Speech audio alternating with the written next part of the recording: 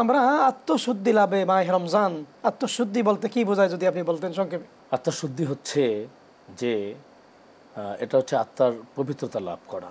মানুষ পাপাচার, অনাচার, অত্যাচার, কামাচার, ব্যভিচারে, দুরাচারে আক্রান্ত হয়ে মানুষের জীবন পাপের ভিতরে নিমজ্জিত করে তাদের যে জায়গাটি জান্নাতে ছিল সেটি জাহান্নামে নিয়ে যায়, নাউযুবিল্লাহ মিন যালিক। তো সেখান থেকে অবশ্যই আত্মাকে তুষ্ট করতে হলে, সজীব করতে হলে যেই মেডিসিনটি দরকার সেই মেডিসিন আল্লাহ সুবহানাহু ওয়া তাআলা রমজান মাসে প্রয়োগ করেছেন। আল্লাহ সুবহানাহু ওয়া তাআলা কালামে মাজিদে বলেছেন, ইয়া আইয়ুহান নাস ইন্না খলাকনাকুম মিন যাকারি ওয়া উনসা ওয়া জাআলনাকুম শুউবাও ওয়া ক্বাবাইলা লিতাআরাফু ইন্না আকরামাকুম ইনদাল্লাহি আতকাকুম।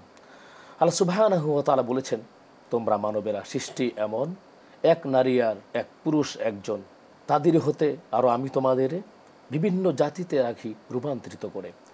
আল্লাহর কাছে মর্যাদা সবচেয়ে তার, তোমাদের মাঝে যে অধিক ফরেজগার। সুবহানাল্লাহ।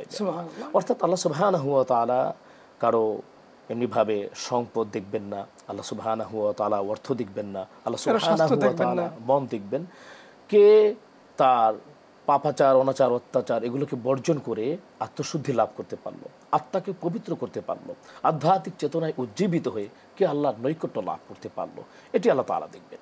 এই জন্য নবী করিম সাল্লাল্লাহু আলাইহি ওয়াসাল্লাম বলেছেন, ইন্নাল্লাহা লা ইয়ানজুরু ইলা সুওয়ারিকুম ওয়া আমওয়ালিকুম ওয়ালাকিন ইয়ানজুরু ইলা কুলুবিকুম ওয়া আমালিকুম। যে আল্লাহ তাআলা দেখেন শুধু আমল এবং মন, কিন্তু তিনি দেখেন না তো কার্যকত ধন। চমকপূর্ণ আজকের আসলে একটি আয়োজন।